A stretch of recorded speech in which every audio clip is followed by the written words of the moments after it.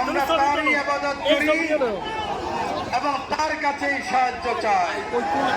আর আল্লাহর এই সাহায্যের কারণে শেখ হাসিনার ওই তাক্ত পাউস ভেঙে খান খান হয়ে গেছে। আজকে দেশ নেতা জননেতা জনাব তারেক রহমানের নির্দেশে আমার পোড়াগাছার বানভাসী মানুষের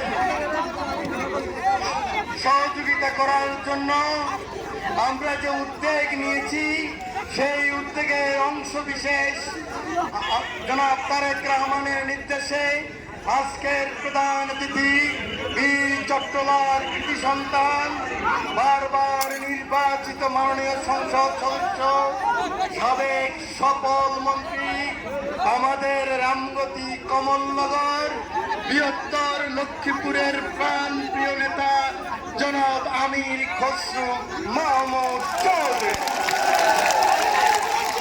উপস্থিত আছেন। ছাত্র সমাজের অহংকার, এক সময় ছাত্র দলের কুকুর ছাত্র নেতা সভাপতি, লক্ষ্মীপুরের কৃতি সন্তান, বাংলাদেশ জাতীয়তাবাদী দলের নবনির্বাচিত যুগ্ম মহাসচিব আমার বন্ধু শহীদুদ্দিন চৌধুরী উপস্থিত আছেন।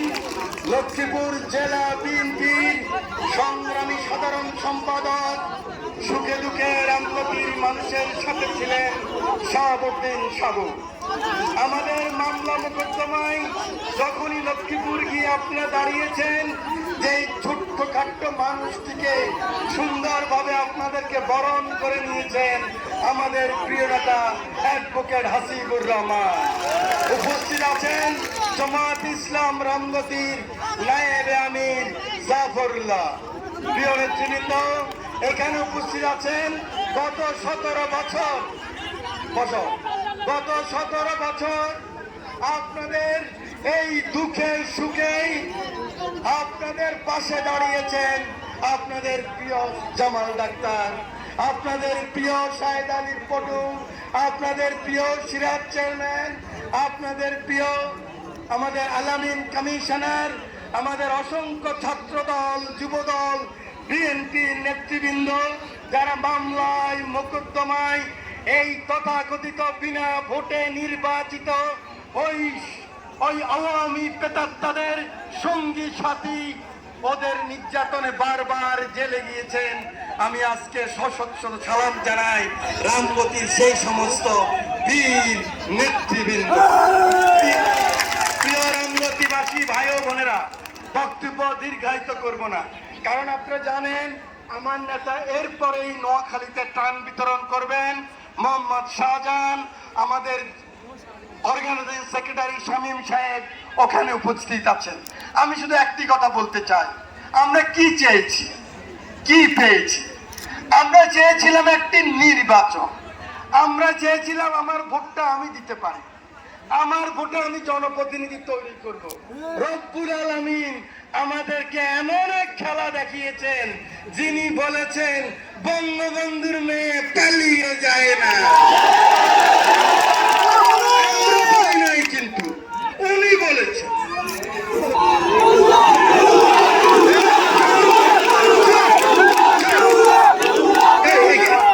এটা বিএনপির মিটিং, এখানে কাউকে ভুয়া বলা যাবে না, খেলা হবে বলা যাবে না।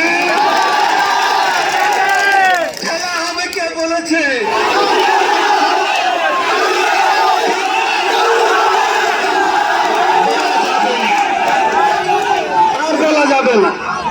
আর বলা যাবে না, শুধু শপথ গ্রহণ করতে হবে। শহীদ প্রেসিডেন্ট জিয়াউর রহমানের স্বপ্নের বাংলাদেশ গড়ব, খালেদা জিয়ার স্বপ্নের বাংলাদেশ গড়ব। সারা জীবন বলেছেন আসবে বেশে বীরের বেশে তারেক জিয়া